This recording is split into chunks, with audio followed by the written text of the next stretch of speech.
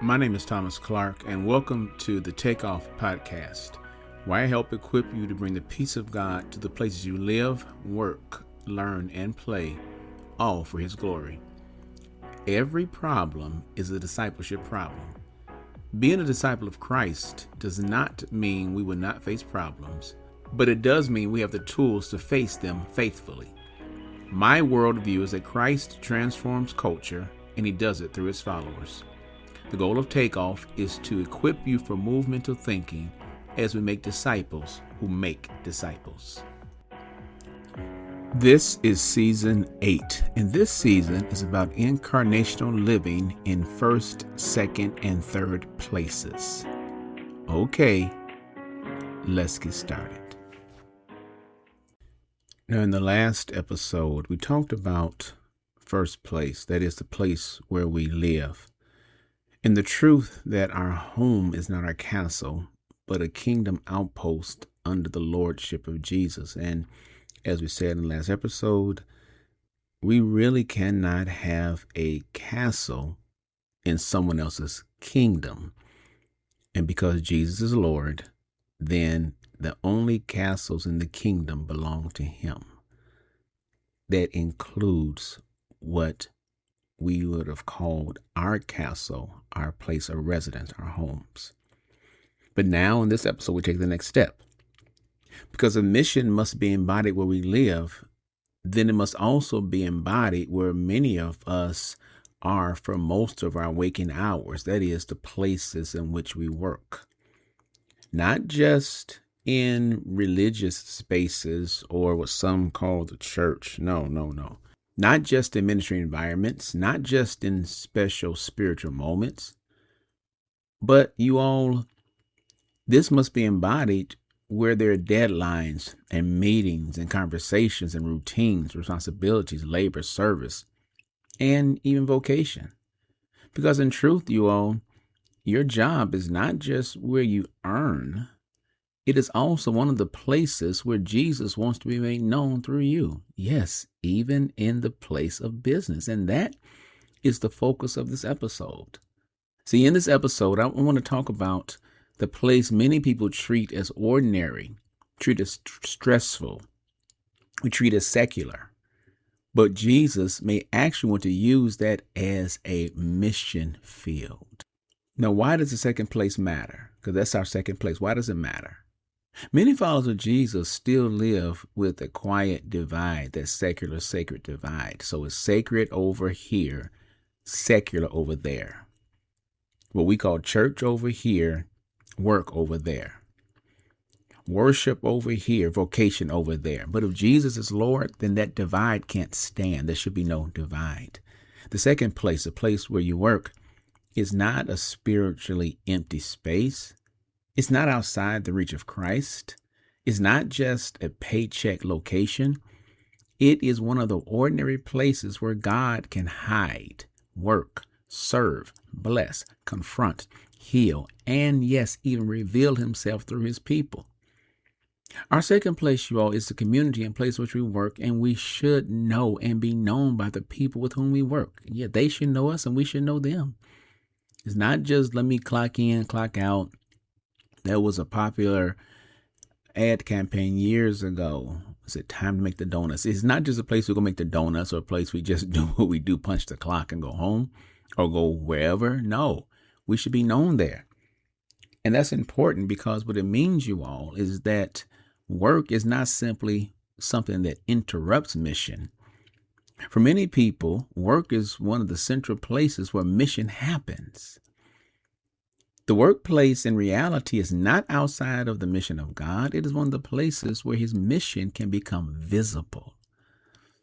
Now, let's look at vocation then as a mask of God. Gene Vaith quoted Martin Luther, and he says that our vocation is a mask of God. That is, God hides Himself in the workplace. He hides Himself in the family, the assembly, the church, and seemingly secular society. To speak of God being hidden is to describe His presence, much like a child hiding in a room, being there yet unseen. And I've talked about this before. My little granddude, He just turned 12 recently, and he still likes to play hide and seek. And so sometimes if he's over visiting and I come in, my wife comes in, he's hiding. And whoever is there with him at the time says, you know, he wants you to go find him, right? And honestly, it's cute, it's fun. And I'm holding on to this because I know the day is coming, and it won't be long, when not only will he not want to do hide and seek, he may not even come hang out with us. He'll be like, no, I got other things to do. So hold on to it. But what I just said, you all, is powerful, talking about God doing that, because thank God he doesn't grow weary, tired, or get past hiding in the workplace. And why? Because what that means is, watch this, as he hides in our places of employment, God may be serving people through your labor, through the things that you do.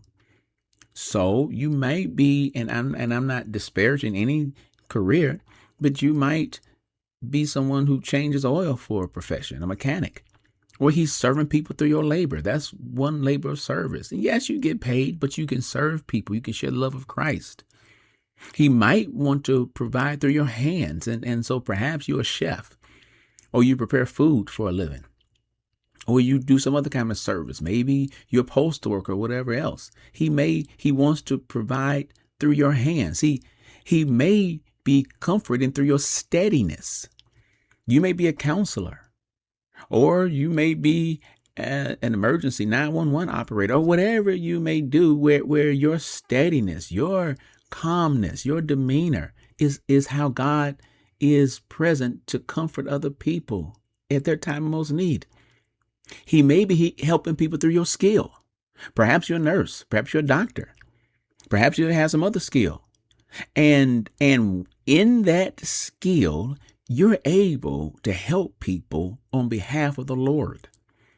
He may be revealing something of his character through the way you work.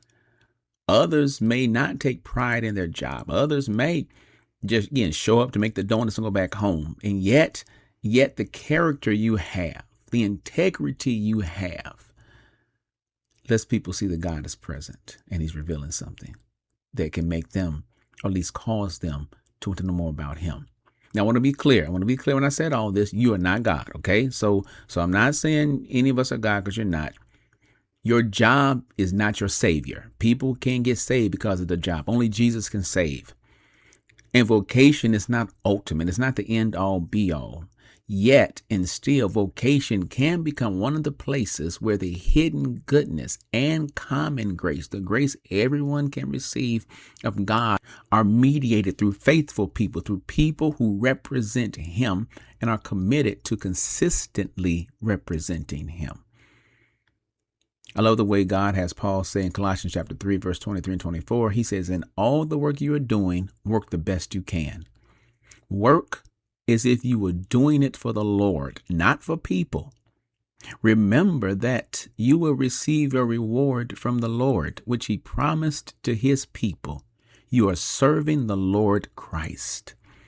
What that text does, you all, it explains the work is not ultimate, but Christ is ultimate in the work. Yeah. There's something beyond work, yet Christ is present in the work, and that matters. So vocation, you all, becomes a mask of God when ordinary work is offered under the lordship of Christ for the good of others, that on behalf of the Lord, I'm doing this. I'm changing this oil, so that people, as they engage me, can encounter the love and goodness of God. I'm prescribing this medicine or checking this blood pressure. And sometimes the people that you serve in their capacity may not have the best disposition. They may not seem appreciative. Yet Christ is present. And your coworkers, who see you more than the customers, if you deal with customers, may see you, they also see how the customers may talk and may treat you. They also see how the other employees, or even the employer, may talk to or treat you. And as you do it and show that Christ is present, though, then you're able to to view that mission field and operate in that mission field as a place where discipleship can take place and others can come to follow Christ. Now, remember, you all, we should know and be known in these places. Yeah. We should know and be known by the people with whom we work. And that's not incidental. That actually is incarnational. Why? Because you can be physically present and work and still be relationally absent. You can do your task as you're supposed to. You can protect your lane. I'm going to stay in my lane, do my job, put my head down, just do what they pay me to do. You can do that. You can avoid deep engagement. You can remain efficient. You can keep your distance. And you know what? Never really show up as a disciple of Jesus. So you're a good employee based on that standard, but not representing Christ based on his standard. See, missional presence in the second place means you learn the names of the people with whom you work and who frequent that place. You pay attention to pressures, what's happening here, places and situations and circumstances where you need to pray for and allow God to speak through you and show up in people's lives. You notice the pain, the longing, and the losses that people have. You understand the culture. Missional presence means you understand the culture that is there. It means that you're trustworthy. It means, here's a big one, you're interruptible. That you're not so focused on the task at hand, never unprofessional, but you're not so focused on the task at hand that if someone has, as people say, life starts lifing. Yeah, when life starts lifing, you're interruptible to be able to be there and allow Christ to step into the life and part of life for somebody else. It means you all being consistent. Not mercurial, where one day you're up, the next day you're down. People don't know what they're going to get from you. Consistent. It means carrying peace into the environment. You are the person of peace. Yes, seeking other persons of peace, but you're the person of peace, being there to help peace be present. Now, let me be clear, because this is not about forcing awkward religious moments. It's not about at your desk trying to have a prayer meeting or at the break room turned into revival sessions. It's not about that. But it is about becoming a faithful, discerning, loving presence in the workplace community. And in many cases, because people are at work more than at their residence, more than at home, then second place can become one of the deepest mission fields in a person's life. Yes, you're often at work consistently on a continuous basis, longer than you are any place else. So second place mission, you all, begins when co-workers stop being background characters and become people we actually see. It's not just, oh yeah, that's the person over there, or the guy I hardly speak to, or the one who steals my lunch, or the person I think got a raise and I'm upset with everybody. No, I see them, I know them, and I'm willing to engage them.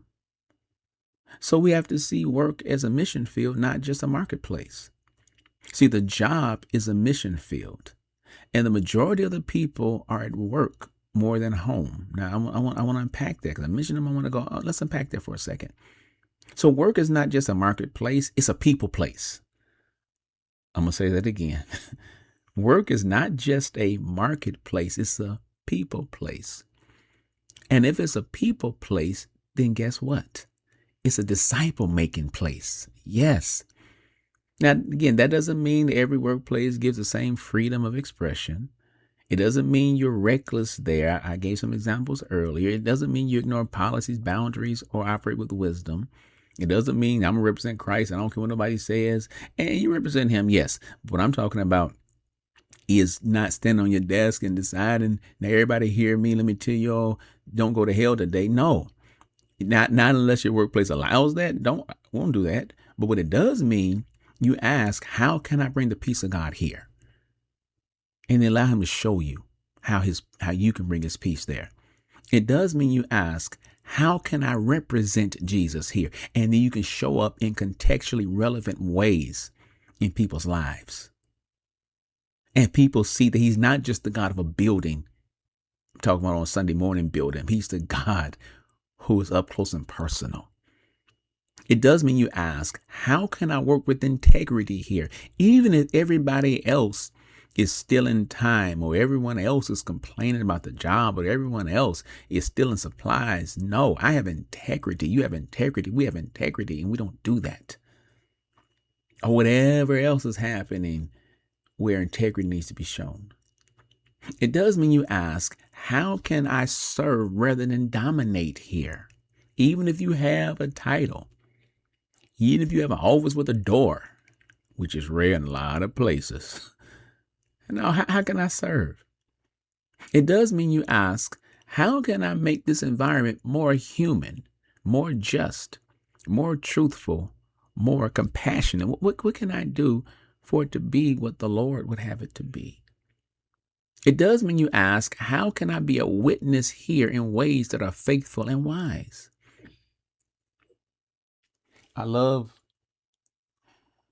what Jesus says in Matthew 5:16. He says the same way you should be a light for other people. Live so that they will see the good things you do and will praise your Father in heaven. And sometimes, you all, that witness is verbal.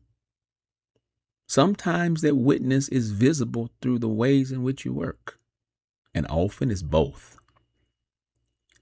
And because Jesus is Lord, the point of this is not simply to bring religion to work. No, the point is to bring the reign of Jesus to bear on honesty, excellence, humility, service, courage, patience, integrity, and compassion. That the reign, the kingdom is the rule and reign of the Lord. That he rules and reigns in how we operate with honesty, excellence, humility, service, courage, patience, integrity, and compassion. So your work is not just what you do. Your work is one of the places where the kingdom can become visible through how you do it. Yes. So let me go a little bit further. Because the truth of the matter is this, you all. Hidden places can actually become holy places. What does that mean? Well, many people look for God in mystical experiences. Some look for God in spectacular miracles and extraordinary acts. But the mundane activities of life may actually be those hiding places we referenced earlier. Gene Vaith talks about may actually be those hiding places for God. What does that mean? That means your office, literal physical office, and the place of business office is that hiding place for God. He's hiding there through you, and he wants to be seen. The classroom in which you work, you instruct, and the Lord knows our schools need to be covered. Watch this.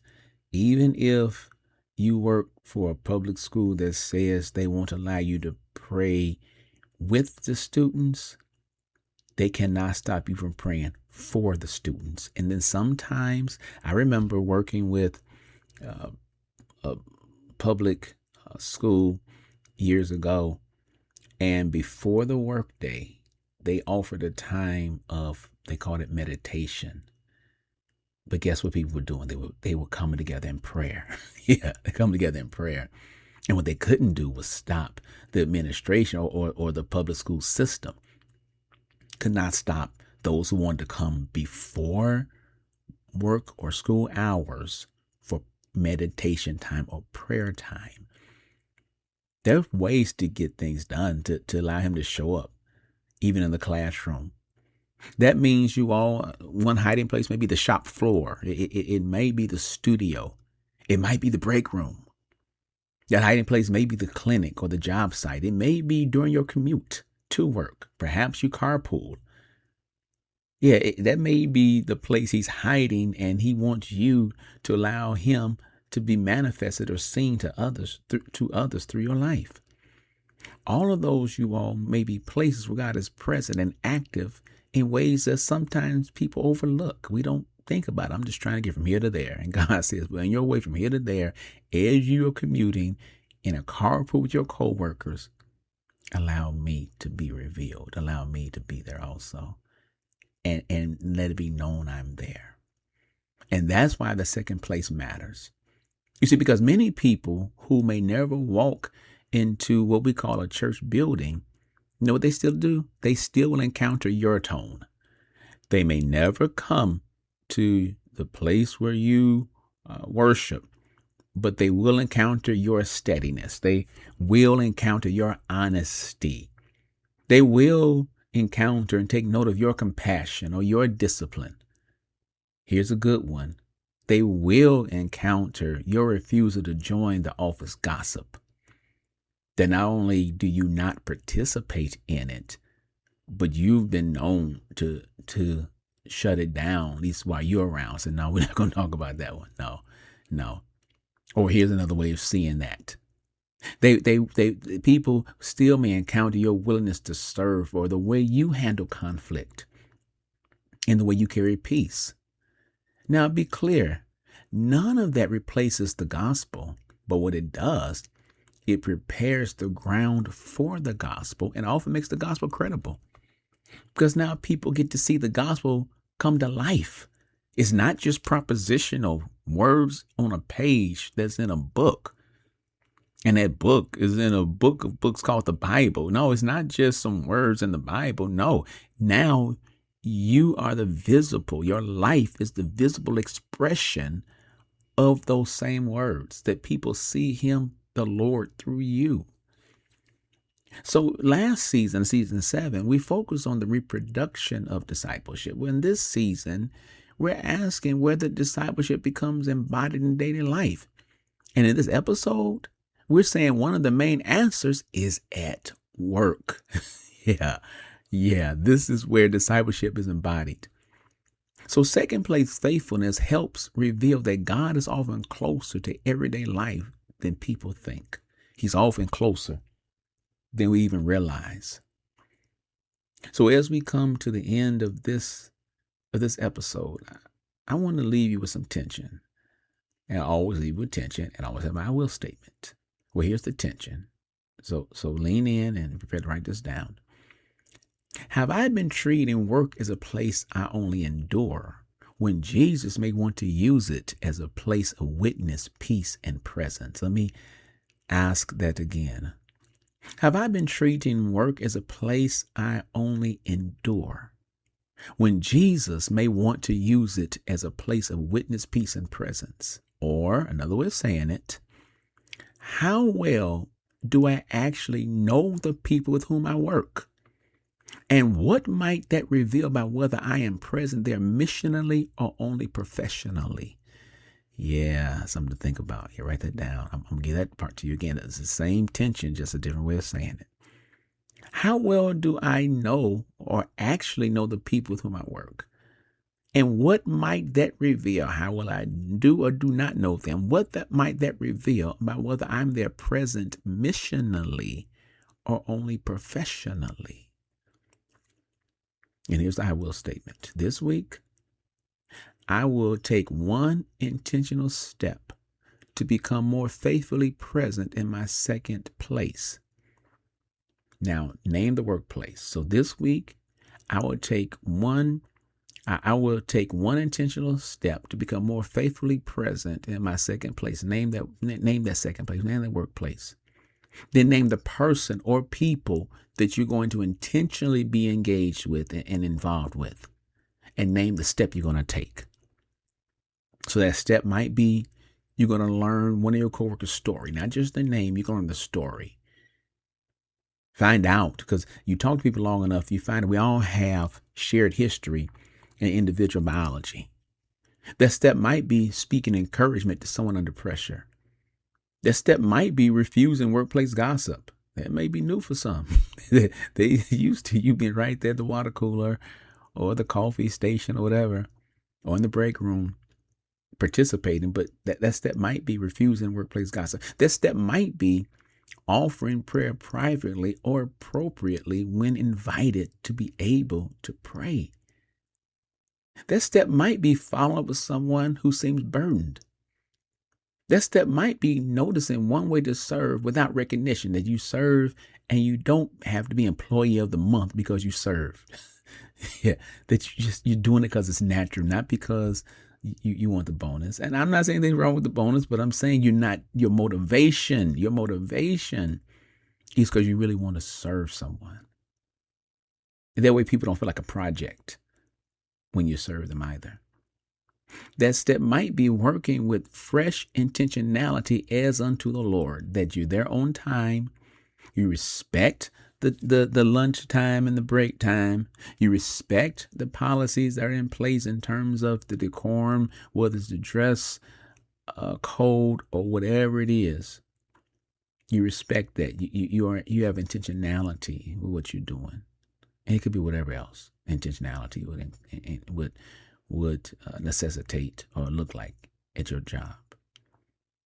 So if Jesus is Lord, you all, then work is not spiritually empty. Work is not merely where you earn. It's not merely where you perform. It's not merely where you survive the week. Oh, I made the week. Oh, no. Work actually, if Jesus is Lord, this is actually one of the places where the peace, presence, and kingdom of God can become visible through faithful disciples. So I implore you, I encourage you to not treat your second place as disconnected from your calling as a missionary. Because vocation can become a mask of God. He's hiding there through you when he wants to be seen. And when disciples show up with integrity, compassion, excellence, humility, attentiveness, and peace, then ordinary work can become one of the places where Jesus is quietly revealed. And how incredible would that be? Listen, thank you so much for engaging. Until next time, let's take off. Everything we've talked about on Takeoff is meant to be lived, not just listened to. If you'd like to partner with this work, you can support the podcast for as little as $3 a month.